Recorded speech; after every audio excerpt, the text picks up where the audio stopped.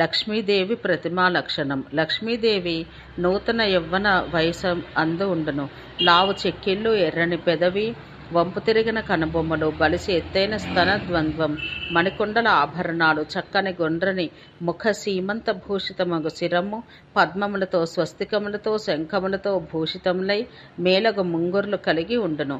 రవికలో బిగించబడిన అవయవాలు కలిగి హారాలంకృతములగు స్తనద్వంద్వం, భుజకీర్తులతోనూ కటకములతోనూ అలంకృతములగు ఏనుగు తొండముల వంటి బాహువులు, ఎడమ చేతియందు పద్మము, కుడి చేతియందు మారేడు పండు, మేఖల ఆభరణంగా కాచిన బంగారు ఛాయ, నానాభరణ సంపద శోభనములకు వస్త్రములు కలది.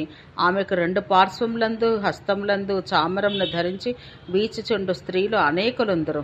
పద్మసింహాసనమందు పద్మాసనంతో ఈమె కూర్చుండి ఉండును.